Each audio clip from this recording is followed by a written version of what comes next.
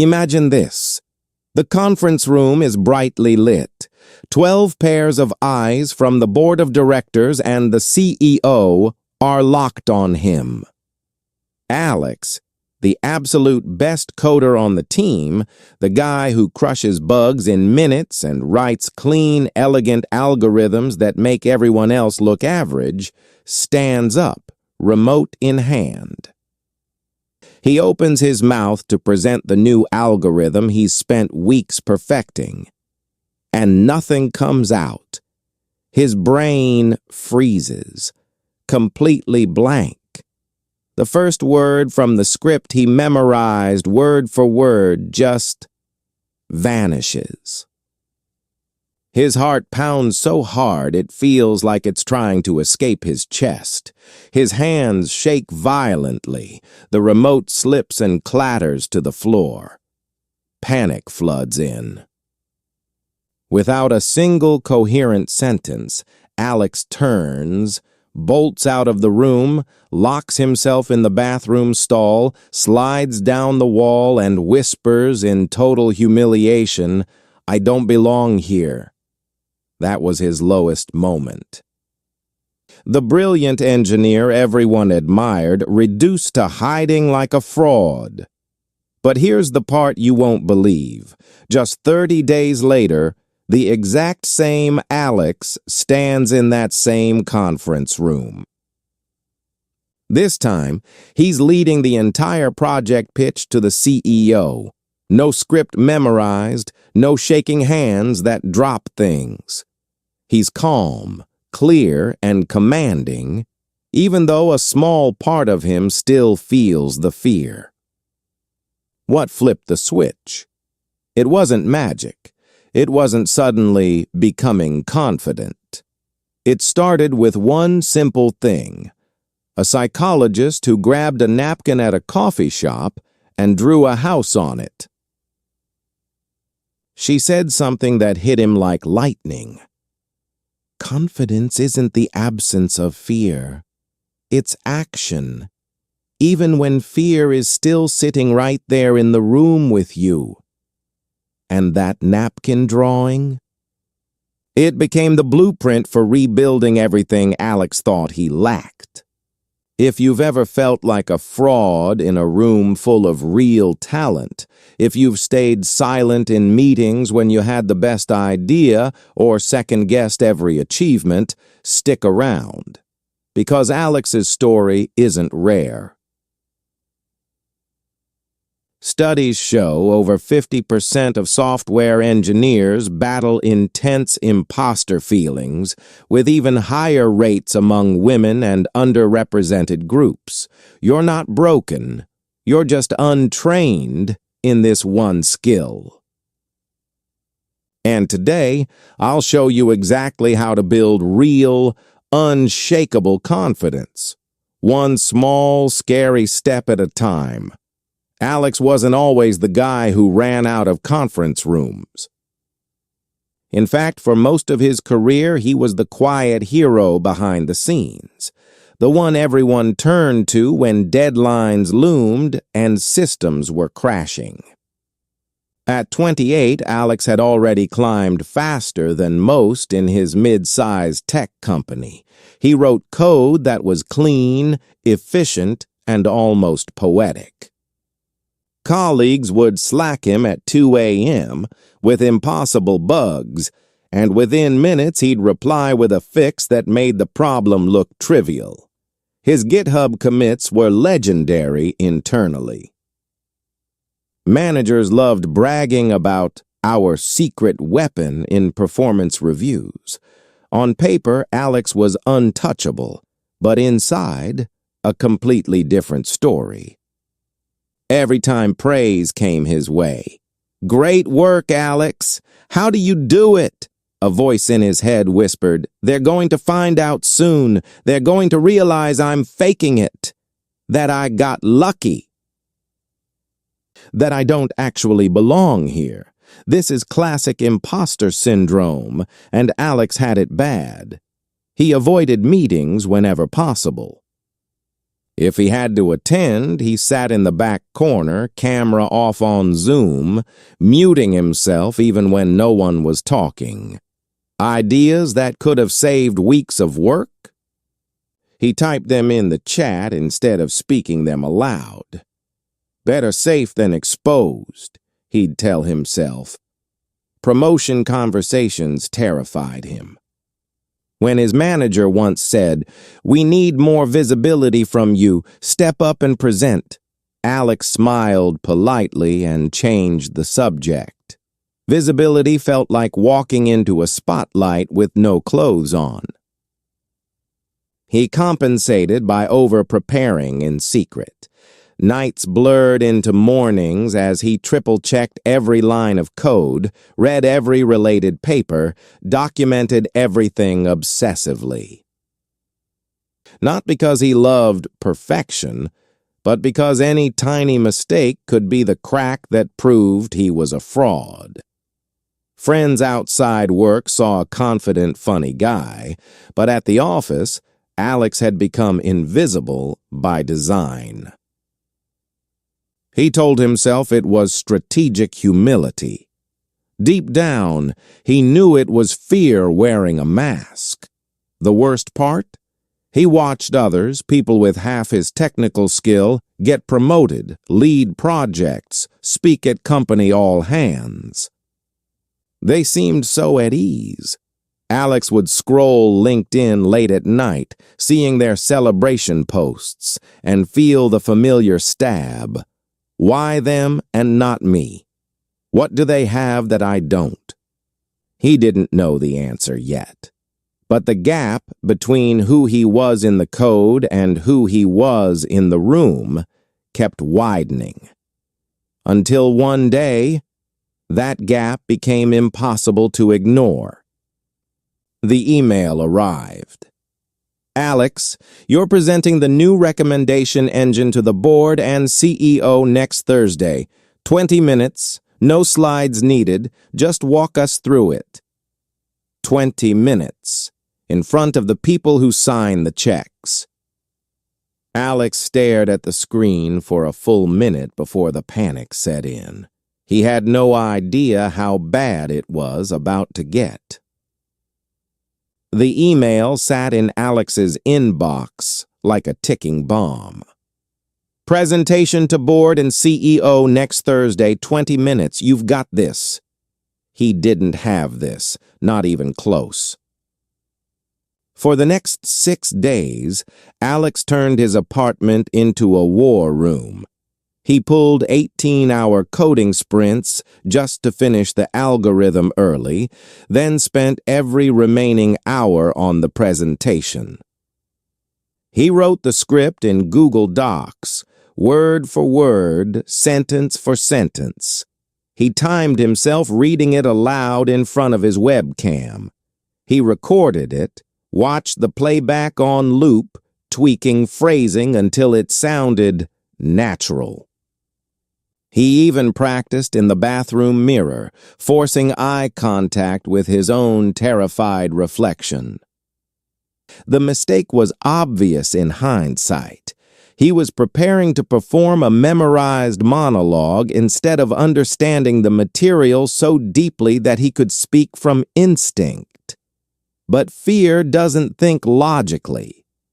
Fear just wants control. Thursday morning arrived too fast. Alex wore his best shirt, the navy one that made him feel slightly less invisible. He arrived 45 minutes early, sat in an empty conference room, and rehearsed the opening line under his breath. "Good morning, everyone. Today I'd like to walk you through our new recommendation engine."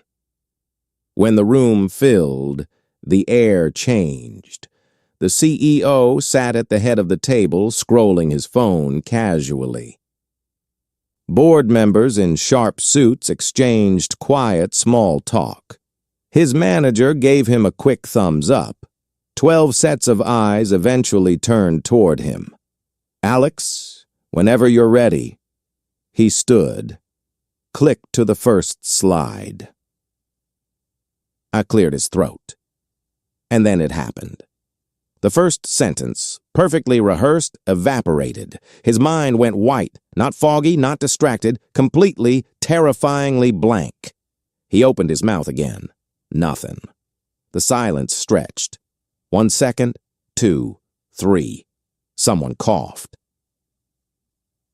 The CEO glanced up, eyebrow raised. Alex felt heat rush to his face. His heart slammed against his ribs so hard he was sure everyone could hear it. Asir. He glanced down at his notes, words he'd written himself, but they swam on the page like ink in water. He tried to force the next line. The engine uses a hybrid approach. His voice cracked on the word hybrid. It came out high-pitched, shaky.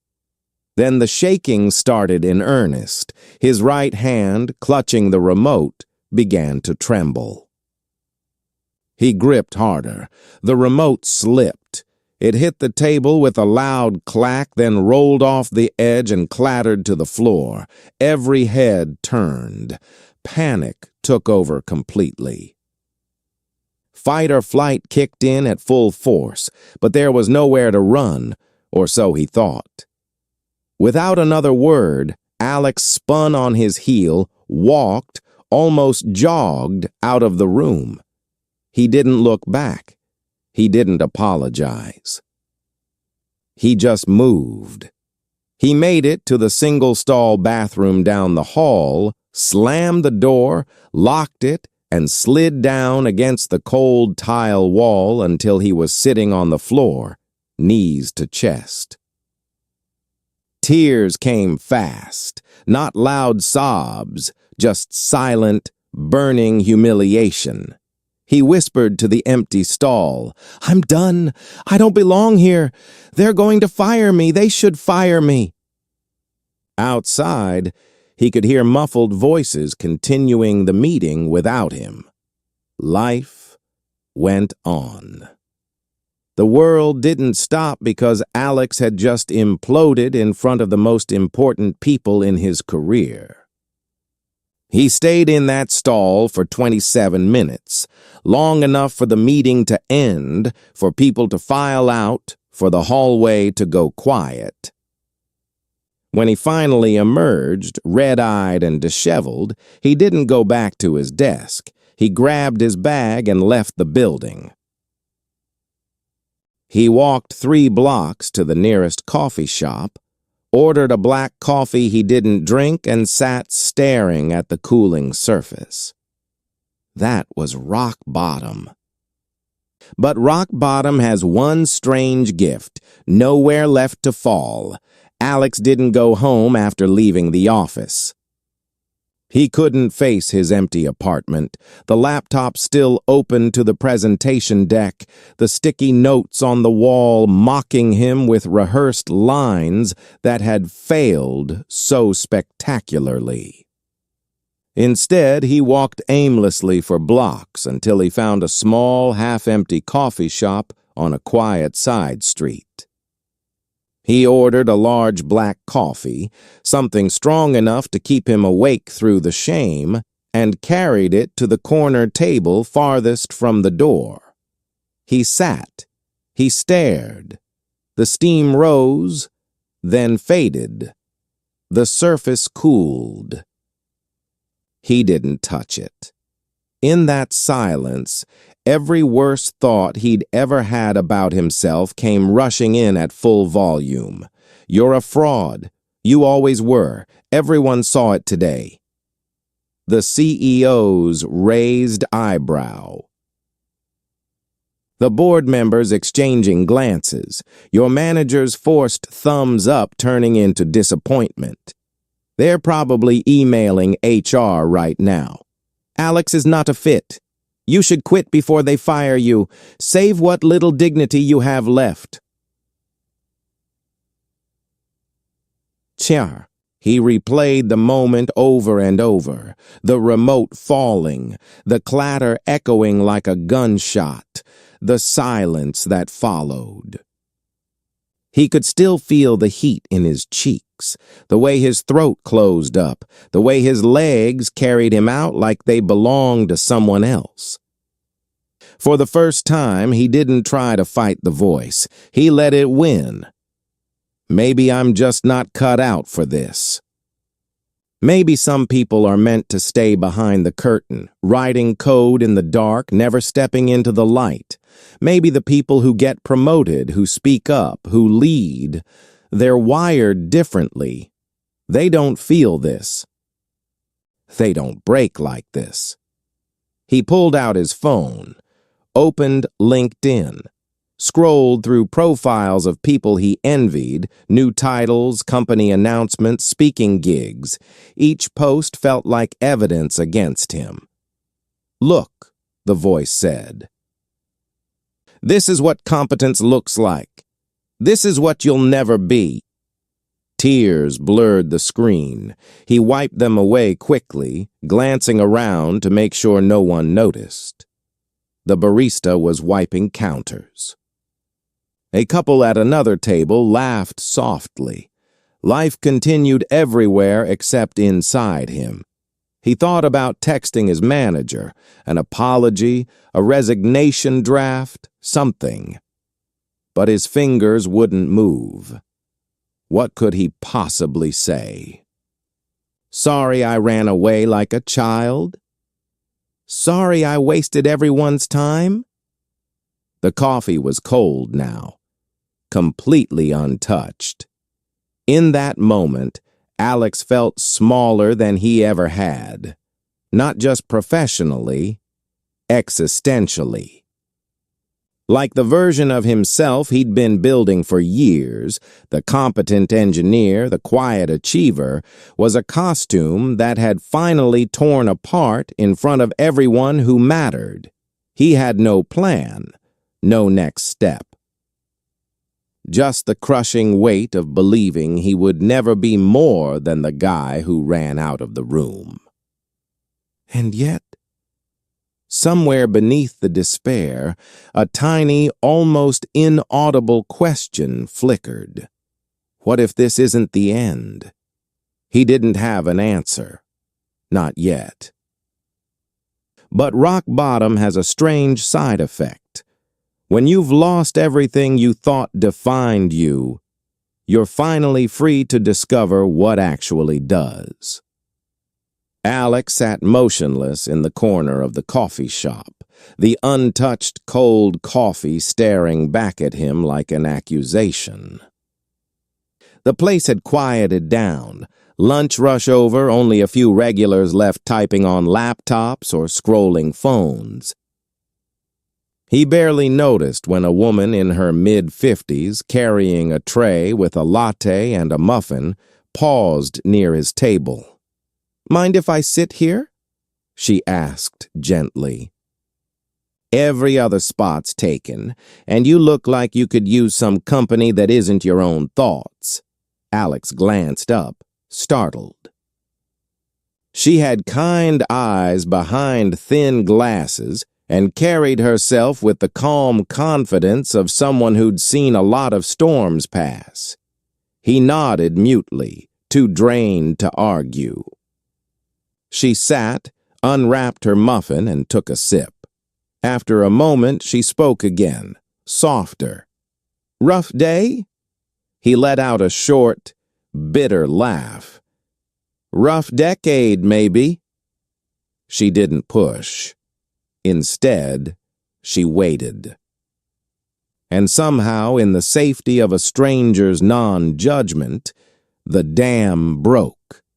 Alex told her everything. The frozen presentation, the dropped remote, the bathroom stall, the cold coffee, the voice that kept repeating, "You're a fraud." When he finished, she didn't offer pity or quick fixes. She just nodded slowly. "You think confidence is something some people are born with and others aren't," she said. That the people who speak up easily, who don't shake, who lead rooms, they have a secret gene you missed out on. Alex shrugged. Pretty much. She smiled faintly, reached into her bag and pulled out a napkin. Then she took a pen from her pocket and began to draw, simple lines forming the outline of a house. Confidence isn't a birthright, she continued. It's construction, just like this house. Nobody looks at a beautiful home and thinks, wow, the builder was born knowing how to do that. They learned, step by step, foundation first, then walls, then roof. Confidence works the same way. She pointed to the base of her sketch. Foundation, deep knowledge and clarity. Not memorized scripts, real understanding. When you truly get the material, words come easier because you're not performing. You're explaining something you own. Next, the walls. Walls. Repeated small exposures. Tiny moments where you prove to your nervous system that speaking up doesn't end the world. One question in a meeting, one comment defended in chat. Small bricks built daily. Finally, the roof. Roof. Learning to act while fear is still present. Your heart races, hands shake. That's not weakness. That's your body priming for performance. The skill is moving forward anyway. Do it scared. Action creates confidence. Confidence doesn't create action. She slid the napkin toward him. This is your blueprint. 30 days. One small intentional step each day. No giant leaps, just consistent building. Alex stared at the simple drawing. For the first time in hours, the voice in his head quieted. Just a little. I'm Dr. Michelle Ross, she said, extending her hand. I help high performers who freeze under pressure. And if you want, I'll walk you through the exact 30-day plan. No charge. Just curiosity to see if it works for someone who thinks they're too far gone. Alex looked at her, then at the napkin house. Something inside him, small, fragile, almost extinguished, flickered back to life. He took a slow breath. Okay, he said. Tell me where to start. Alex left the coffee shop that afternoon with the napkin folded carefully in his pocket, like a secret contract with himself. Dr. Ross had given him the 30-day blueprint. No overnight miracles, just daily micro-builds. He started the next morning, skeptical but desperate enough to try anything. Week 1. Foundation. Clarity over memorization. Day 1. Instead of scripting his next stand-up update, Alex forced himself to explain the recommendation engine out loud to an empty chair, without notes. He stumbled, backtracked, laughed at himself.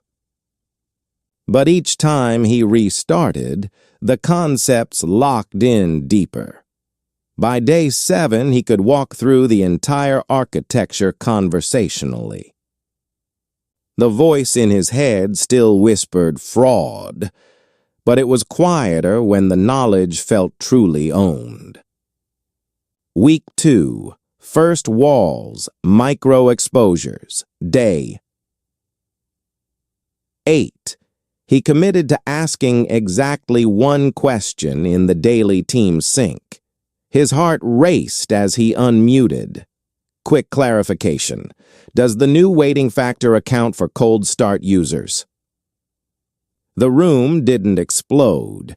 His manager nodded thoughtfully. No one laughed. Small win. Day 12. He shared an idea in Slack and terrifyingly pinned his own message so it stayed visible.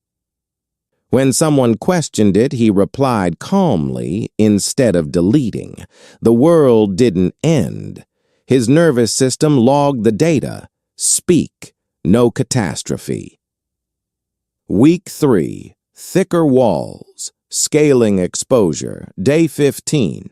He volunteered to demo a small feature in the weekly engineering review. Only 5 people. Voice cracked once. Hands shook. But he finished.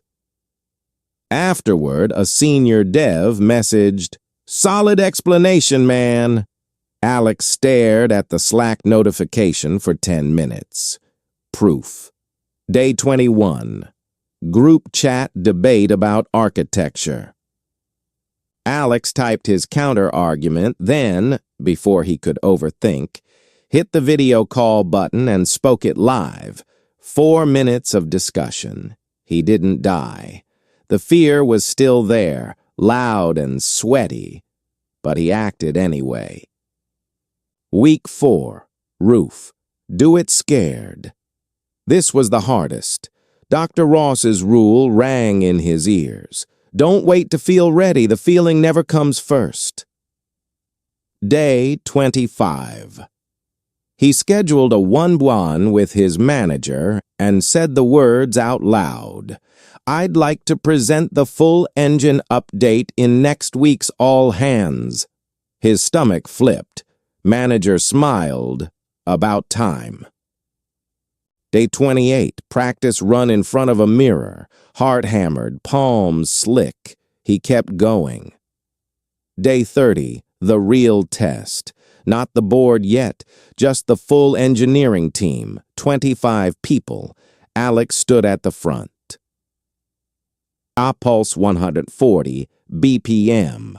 Voice wobbled on the opener, but he breathed, remembered the napkin house, and kept talking.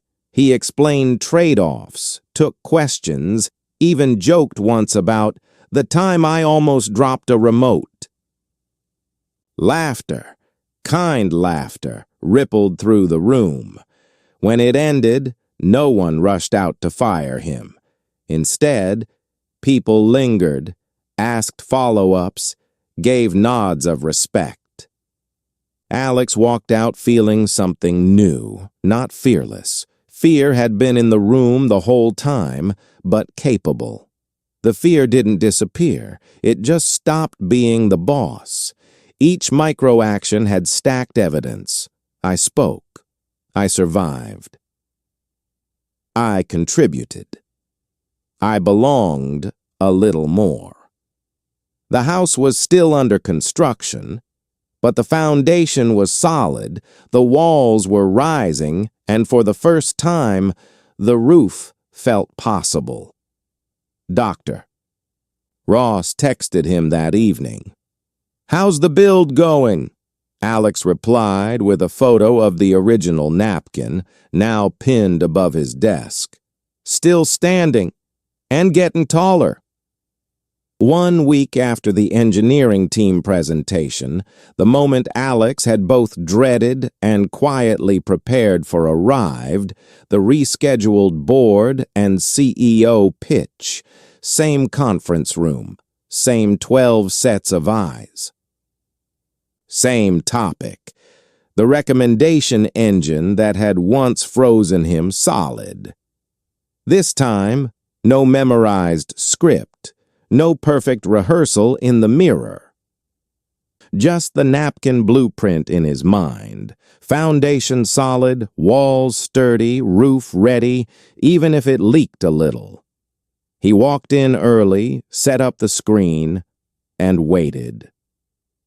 His pulse was elevated, around 120 BPM, but it didn't feel like panic anymore. It felt like energy. Dr. Ross's words echoed. "Do it scared. The fear doesn't leave. You just stop waiting for it to." When they called his name, he stood. No dramatic opener. Just calm truth. "Good morning." I'm going to walk you through how we built the new recommendation engine and why it's going to move our retention numbers. His voice wavered on the first sentence. Hands trembled slightly when he advanced the first slide, but he kept going. He explained the hybrid approach, the cold start problem, the waiting decisions, not reciting, but reasoning live. When a board member interrupted with a tough question about scalability, Alex paused, breathed, and answered directly. Not perfectly polished, not error-free, but honest, clear, real. 20 minutes later, he rapped, "That's the engine." Happy to dive deeper on any part. Silence for a beat. Then the CEO nodded slowly. Solid work, Alex. I like how transparent you were about the trade-offs. Let's move this to production next sprint. No standing ovation, no fireworks, just respect and forward momentum. As people filed out, Alex stayed behind to pack up. His manager lingered. You were different today. Whatever changed, keep doing it. Later that afternoon, Alex met Dr. Ross at the same coffee shop. He slid the napkin, now creased and coffee-stained, across the table. I did it, he said. Still felt scared, still shook a little. But I finished, and they listened. She smiled, the same gentle one from their first meeting. I didn't give you confidence, Alex, he frowned. Then what was all this? I gave you permission to stop hiding the competence you already had. You were never a fraud. You were never lacking talent. You just hadn't learned how to let that competence breathe under pressure. The fear was real. The skill to act anyway, that's what we built. The words landed like the final brick in the roof. For years, Alex had believed the story. I'm an imposter who got lucky. Now, sitting across from her, the identity cracked wide open. He wasn't a fake who needed to become real. He was real, who finally learned how to stop running from the spotlight. The shift wasn't dramatic. It was quiet, permanent. He looked at the napkin house one last time. It wasn't perfect, but it was his, and it was standing tall. 6 months after that second board presentation, Alex was no longer the guy hiding in the back row. He now led the recommendation engine project full-time. His name appeared on quarterly OKR decks. He ran bi-weekly syncs with cross-functional teams. He even spoke at an internal tech talk, 20 minutes live, no notes, just stories and slides he believed in. The fear still showed up sometimes, a quickened pulse before big meetings, a slight shake in his voice on tough questions, but it no longer owned the room. Alex did. The imposter voice hadn't vanished completely. It still whispered on hard days. The difference was volume. It had become background noise, drowned out by hundreds of small proofs, questions asked, ideas defended, presentations finished, respect earned. When he met Dr. Ross one last time to say thank you, she stopped him mid-sentence. I didn't give you confidence, she reminded him. You already had the competence. All we did was build the structure so it could finally show up without crumbling under pressure. That sentence sealed the transformation. Alex stopped seeing himself as the fraud who got lucky. He started seeing himself as The engineer who learned how to let his real ability shine, even when scared. The house on the napkin was finished. Not flawless, not mansion-sized, but strong enough to stand through storms. And every day he added another small brick. If you've made it this far, chances are you've felt that same freeze, that same whisper telling you don't belong. Here's the truth Alex learned the hard way. Confidence isn't waiting until the fear goes away. It's collecting tiny pieces of evidence day after day until the evidence outweighs the doubt. So start today. Pick one micro-exposure.